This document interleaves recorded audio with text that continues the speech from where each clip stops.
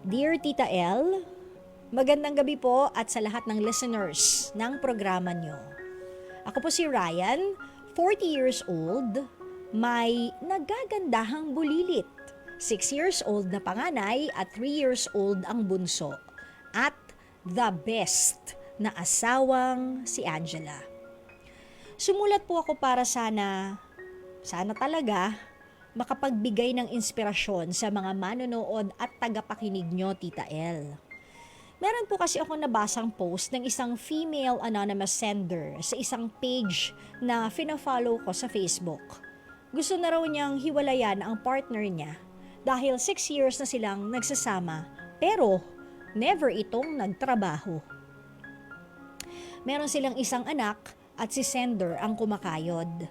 In short, si husband ay houseband or si husband yung homemaker. Walang issue kay husband kasi mabait daw, masipag sa lahat ng gawaing bahay, sobrang hands-on sa mga anak at malinis ang record or never na nagloko.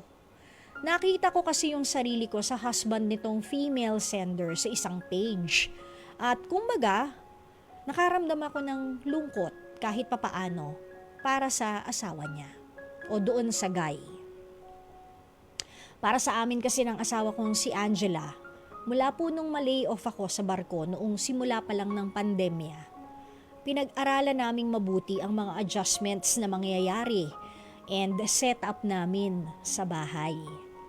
Aminado ako na hindi ako kasing flexible at diskarte ng asawa ko.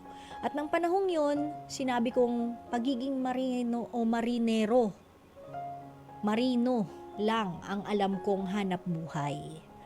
Siguro, bumaba na rin yung kumpiyansa ko sa sarili ko, nawalan ako ng self-confidence ng biglaan at kasi biglaan din naman yung nangyari sa ating pandemya. Yung asawa ko, all around raketera po yun, Tita L. Nag-e-events, nag-virtual assistant, nag-aahente ng real estate na and life insurance, and marami pa pong iba. Nagsusulat pa nga yan occasionally para sa mga ads sa election campaign. O di ayayaman kayo ngayon. Ikaw rin, matuto ka na magsulat. Promise, bongga yan. Kaya nagdesisyon kami na siya na muna ang magtatrabaho at ako ang focus sa anak namin na 2 years old pa lang noon.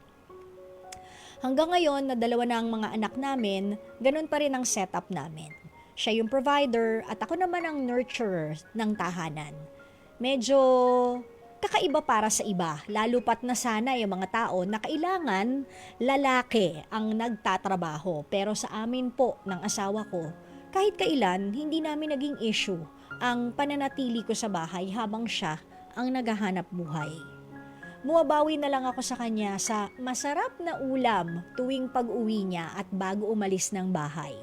Hands-on din po ako sa mga bata, lalo na yung panganay namin na grade schooler na. Sinisigurado ko rin regular akong nakakapaglinis ng bahay, mga kwarto at di natatambakan ng labahin at ligpitin sa bahay. Nasanay na rin ako na proud akong ito ang ambag ko sa aming pamilya. Pero ang totoo, pinaka-proud ako sa asawa ko at sa mga anak ko na may napakasipag at madiskarteng ina. Napakabuti pa ng asawa ko, never akong minaliit at laging appreciated kami ng mga bata. Kaya sana sa ilang pamilya o couples na katulad namin ni Angela, ma-inspire sana kayo ng aming kwento. Maraming salamat po, Tita L, at sana marami ka pa pong ma-inspire sa programang Shoutout. God bless you po, Ryan. Medyo na-touch naman ako sa sana marami ka pang ma-inspire sa programang Shoutout. Marami ba talaga ako na-inspire?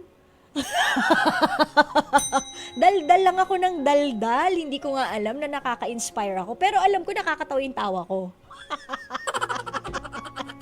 Yun lang talaga ang bag ko, yung nakakatawa-tawa. Kahit hindi nga nakakatawa yung joke ko, pero yung joke hindi nakakatawa. Yung tawa ko yung nakakatawa, di ba? Anyways, Ryan, ang swerte ng asawa mong si Angela na angel rin sa buhay mo. I think that's, yun yung, because you complement each other, and hindi talaga issue kung sino yung bring in ng money to the table, because you also do your share. Hindi ba? Kumbaga nag-switch lang kayo ng roles. Ikaw ang husband, ikaw ang hands-on sa mga bata, pati na rin sa pagiging homemaker, at siya naman ang nagtatrabaho. Kasi nga, meron kayong usapan, meron kayong kasunduan, and it's not a big deal kung sino sa inyo ang kumikita as long as the kids are okay at kayong dalawa din ay okay. Pero yun nga no, dun sa sabi mo nga na nalungkot ka para dun sa lalaking tinutukoy nung babae sa isang Facebook page na, social media page no, na fina-follow mo. Actually nakakalungkot talaga yun. Parang kung goody good boy naman din si Kuya Bells, parang there's no reason. Bakit? Why? Would you wanna stay home and take care of the kids? Tapos siya, paghanapin mo ng trabaho, 'di ba? Buti nga, ganun yung asawa mo. Buti nga, nasa bahay siya, nag-aalaga ng mga bata, hindi nag-iinom, hindi rin siya nai-insecure dahil homemaker lang siya at yung asawa niyang kumikita. Buti nga, di ba? Instead of ibang tao, o kaya naman, eto sakit natin to mga Pilipino because we are a close-knit family, o ganun talaga yung tayo pinalaki, hindi ba? Ganun yung ating culture, di ba? Buti nga hindi sa nanay inihabilin, o sa lolo, lola, o sa mga tiya, yung mga bata, tatay na mismo. Hindi ko alam kung anong reasons ni ate girl kung bakit gusto niyang hiwalayan yung asawa niya, but I think baka kahit papano may nai-contribute doon yung burnout. Baka nababurnout lang si ate kaya gusto na niyang hiwalayan. Kung ganyan yung sitwasyon mo ngayon, kung ikaw ang nakikinig, may ganyang sitwasyon, wag nating hayaan na mauwi sa hiwalayan. Alam niyo, parang hiwalayan would be the last option. Kung talagang walang, ang dami nun nawala. Kung talaga sadlak nang wala, na wala na, plus wala na talaga, doon kayo maghiwalayan. Pero kung ganyan, ano lang yan sa isang relasyon, humps lang yan o lubak. No? It's just a hiccup.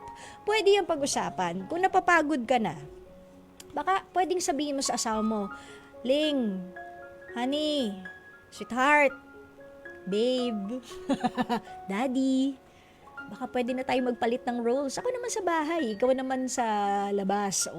Baka naman yun lang din yung hinihintay ni Boylet na sabihin ni Mrs., hindi ba? Kasi kung tamad na tao yan, di sana ang dumi rin ang bahay. Sana yung mga anak mo uhugin. Sorry po for the term. Sana marurungis yung mga anak mo pumapasok sa eskwela, ang dumi ng mga kuko, hindi sila well taken care of. Baka naman kailangan nyo lang pag-usapan. And alam mo, Ryan, para naman sa'yo, sobra akong hanga sa'yo. Because not all guys are like you. Not all dads kaya yung ginagawa mo. Hindi ba? At hindi yun dahil kinain mo yung pride mo, kung hindi because it is all out of love. Di ba? At saka yung mga medyo judge kay Ryan, wag mo silang papakinggan, Ryan. Kasi kahanga-hanga ka. Ikaw ang ulirang ama awardee ng shoutout. Bigyan nyo ng award. Ron, where is our premyo? Bigyan mo ng premyo si Ryan. Bigyan mo ng pera, tsaka nung binibigay ni Kuya Will. Binibigay ni Kuya Will, ha? Ryan, para sa'yo to. Yan! Pera! Bigyan mo ng pera si Ryan, ha? Ryan, bibigyan ka namin ng pera. Ito na. Are you ready? Are you ready? Ito na ang premyo mo, Ryan. Galing kay Kuya Will, natatakbong senador. Ano yun? Parang di kayo masaya. Dadagdagan pa kita ng 5,000. Ang hina. Parang di kayo masaya. Dadagdagan pa kita ng 5,000. Yan! O, diba, Ryan? Sa'yo lahat yan. May jacket ka na, may 5,000 cash ka pa. Yun nga lang, ano yan? Sa ere lang.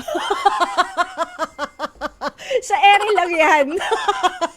Charing-charing lang yan. But you know, I hope you feel good.